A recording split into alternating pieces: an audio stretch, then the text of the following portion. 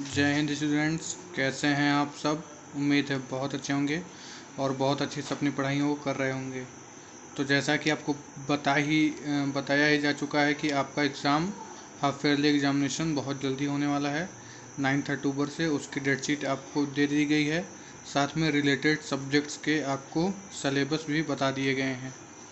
तो आज हम अपने एसएसटी के सलेबस का, एसएसटी के हाफ ईयरली सलेबस का जो हमारा लास्ट चैप्टर है डिजास्टर, आज उसको हम कवर करेंगे।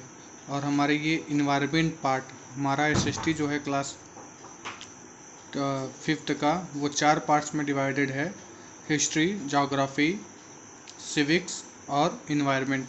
तो आज हम इन्वायरमेंट पार्ट को स्टार्ट करेंगे और इसमें हम चैप्टर नंबर 21 डिजास्टर को पढ़ेंगे। तो आइए स्टूडेंट्स समझते हैं डिजास्टर चैप्टर को। A disaster is a major accident which causes a great loss of life and property at a particular place. तो डिजास्टर होता क्या है? Disaster is a major accident, एक बड़ा एक्सीडेंट, एक कोई बड़ी दुर्घटना होता है जिसको डिजास्टर कहा जाता है, जिसकी वजह से ग्रेट लॉस ऑफ लाइफ, जिससे ऐसी बड़ी दुर्घटना जिससे बहुत ज़्यादा लाइफ मतलब जीवन का लॉस हो, लोगों की मृत्यु हो, और प्रॉपर्टी का लॉस हो, मतलब और बाकी चीज़ों का भी लॉस हो, प्रॉपर्टी का, संपत्ति का, घरों का नुकसान हो और बाकी चीज़ों का नुकसान हो। इसको हम क्या कहते हैं? पर्टिकुलर प्लेस पे जब ये होता है तो हम उसे कहते हैं डिजास्टर। ठीक है। और तो डिजास्टर को हम कई कैटेगरी में कैटेगराइज कर सकते हैं। We can classify disaster into 2 categories. कम से कम 2 कैटेगरीज ऐसी हम बना सकते हैं जिसमें हम डिजास्टर को क्लासीफाई कर सकते हैं। तो बच्चों, आपको डिजास्टर को मतलब समझ में आ गया होगा कि डिजास्टर क्या होता है। कोई मेजर एक्सीडेंट होता है जिसकी वजह से कोई बहुत बड़ा लॉस होता है। और लॉस किस तरीके का होता है? वो लॉस होता है लाइफ का लॉस, मतलब लोगों की मृत्यु होती है, लोगों की डेथ होती है। और प्रॉपर्टी का लॉस मतलब बहुत सारी चीज़ों का नुकसान होता है, घरों का नुकसान होता है और बहुत सारी चीज़ों का नुकसान होता है, प्रॉपर्टी का लॉस होता है। और ये किसी एक पर्टिकुलर प्लेस पे ही होता है, तो इसको हम कहते हैं डिजास्टर। अब डिजास्टर को 2 कैटेगरी में हम लोग बांट सकते हैं। कौन कौन सी कैटेगरी? तो ये देखिए, बहुत ध्यान से आप देख सकते हैं। पहली है नेचुरल कैलमिटी और डिजास्टर, और दूसरा है मैन मेड कैलमिटी और डिजास्टर। एक तो नेचुरल है, जो नेचुरल होती है, स्वतः अपने से होती है, और एक मैन मेड, मतलब इसमें मैन का हाथ होता है, आदमियों के चलते, मैन के चलते। मैन मेड का मतलब है कि जो ह्यूमन बींग है, ह्यूमन बींग, मानव, उनके चलते जो चीज़ें होती हैं, जो डिजास्टर होते हैं, उनको हम कहते हैं मैन मेड कैलमिटी। और जो नेचुरल कैलमिटी होती है वो नेचर के वजह से होती है। तो सबसे पहले हम देखते हैं नेचुरल कैलमिटी या डिजास्टर में कौन कौन सी चीज़ें आती हैं। Earthquake, flood, cyclone, drought, tsunami, storm, lightning, volcano. तो ये ऐसी सारी चीज़ें हैं जिसमें ह्यूमन बींग का कोई रोल नहीं होता है, ये अपने से होती हैं, नेचुरली होती हैं। अर्थक्वेक हो, फ्लड हो, साइक्लोन हो, ड्रॉट हो, सुनामी हो, स्टॉर्म हो, लाइटिंग या वॉल्केनो, ये सारी नेचर के वजह से होती हैं, नेचुरल चीज़ें होती हैं, नेचुरल डिजास्टर है, इसमें मैन का कोई रोल नहीं है।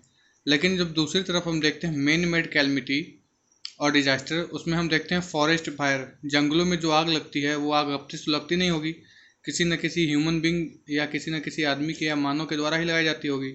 उसके बाद फेमाइन, फेमाइन भी एक मैन मेड कैलमिटी है या डिजास्टर है। और है वॉर, जो लड़ाइयाँ होती हैं कहीं ना कहीं वो अपने से होती नहीं हैं, उसमें ह्यूमन बींग शामिल होंगे तभी ना वॉर होंगी। अब आगे देखते हैं। Let us read about some of the natural disasters and their consequences in detail. अब आइए हम समझने की कोशिश करते हैं कुछ नेचुरल डिजास्टर्स को।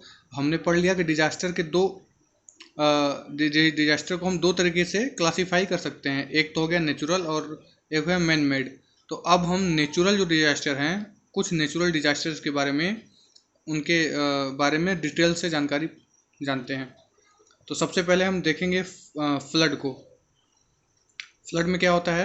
When a large amount of water overflows on land it is called flood. जब large amount of water overflow होने लगता है ड्राई लैंड पे, सूखे सरफेस पे, उसको फ्लड कहते हैं। आम बोलचाल की भाषा में हम लोग सुने बाढ़। जब पानी बहुत ज़्यादा बढ़ जाता है और उस पानी के वजह से लोगों को काफ़ी परेशानियां होने लगती हैं, वो अर्थ सरफेस पे मतलब ज़मीन के सरफेस के ऊपर काफ़ी आ जाता है। लोगों के पानी घरों में घुसने लगता है, सड़कों पे पानी आ जाता है और उस पानी के इतना ज़्यादा होता है कि उस पानी की वजह से लोग घरों से बाहर नहीं निकल सकते, घरों में पानी जाने लगता है। इसी को हम कहते हैं फ्लड, मतलब बाढ़।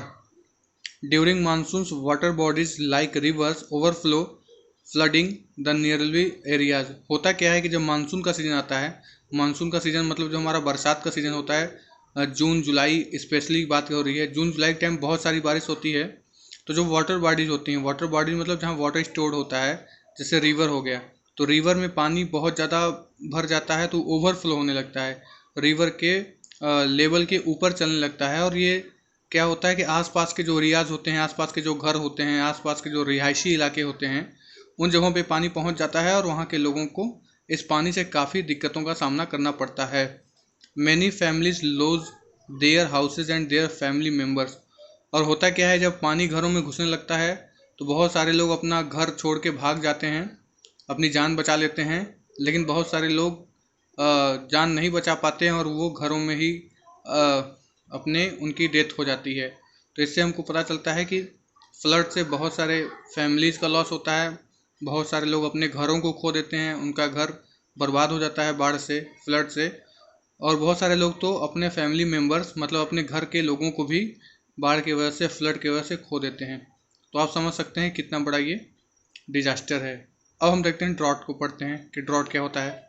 ये देखिए फ्लड की एक पिक्चर दे रखी है, आप देख सकते हैं किस प्रकार से वाटर का ओवरफ्लो हो रहा है। ये सिटीज़ हैं, ये बड़ी बड़ी बिल्डिंग्स हैं, लेकिन आपको लग रहा होगा कि ये कैसे इसी के सरफेस में है, लेकिन ये बिल्डिंग्स बड़ी हैं। ये वाटर इतना ज़्यादा लेवल इसका बढ़ गया है कि बिल्डिंग से इक्वल हो गया है। तो आप देख सकते हैं क्या होता है फ्लड में। अब आइए देखते हैं हम अपना अगला जो नेचुरल डिजास्टर है उसके बारे में, जो है ड्रॉट। ड्रॉट को हम लोग जानते हैं सूखा, सूखा जानते हैं जब एकदम बारिश नहीं होती है, एकदम बारिश नहीं होती है, पानी की कमी के कारण ये जो ज़मीन होती है, एग्रीकल्चरल लैंड एकदम बेकार हो जाती है, कोई भी हम क्रॉप्स प्रोड्यूस नहीं कर सकते, मतलब किसी भी फसल की खेती नहीं कर पाते। इन्हीं सारी कंडीशन को हम कहते हैं ड्रॉट। तो आइए ड्रॉट को समझते हैं।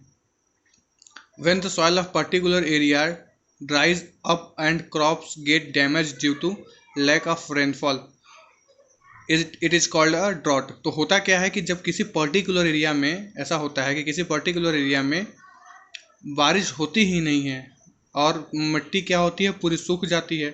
जब बारिश नहीं होगी, रेनफॉल नहीं होगा, तो सॉइल में मॉइस्चर नहीं होगा, मतलब मिट्टी सूख जाएगी। और जब मिट्टी सूख जाएगी तो उस मिट्टी में जो भी क्रॉप्स लगे होंगे वो क्या होंगे, वो डैमेज हो जाएंगे, वो ख़राब हो जाएंगे, क्योंकि क्रॉप्स को वाटर एकदम चाहिए ही चाहिए ग्रोथ के लिए। तो क्या होगा, क्रॉप्स का ग्रोथ नहीं होगा, पानी नहीं मिलेगा तो, और ग्रोथ नहीं होगा तो वो डैमेज हो जाएंगी। और इसी चीज़ को हम ड्रॉट कहते हैं। Water bodies dry up and there is a shortage of food and water for human beings, plants and animals. अब होता क्या है, जब वाटर नहीं मिलेगा तो क्रॉप्स नहीं होंगी तो लोग खाएंगे क्या।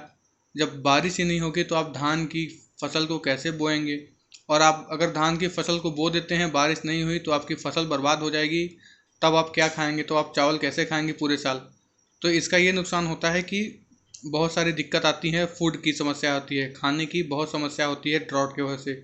जब सूखा पड़ता है तो लोगों के यहाँ खाने की चीज़ें नहीं होती हैं, और ऐसी समस्या प्लांट्स और एनिमल्स के साथ भी आती है, क्योंकि प्लांट्स और एनिमल्स को भी वाटर की ज़रूरत होती है फॉर प्रिपेयरिंग देयर फूड।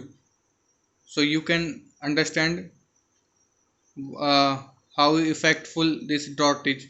ये कितना इसका इफेक्ट है और इससे कितने नुकसान होते हैं। तो आज की वीडियो लेक्चर में हम इन्हीं दोनों चीज़ों को देखा, फूड, फ्लड और ड्रॉट को। और नेक्स्ट वीडियो लेक्चर में इस चैप्टर के आगे की चीज़ों को ध्यान देंगे। आपको इस वीडियो के नीचे कमेंट बॉक्स में लिख के बताना है कि हम डिजास्टर्स को कौन से 2 कैटेगरी में कैटेगराइज कर सकते हैं, उन 2 कैटेगरियों के नाम आपको बताना है। ठीक है, बस इतना ही करना है। Thank you for watching this video.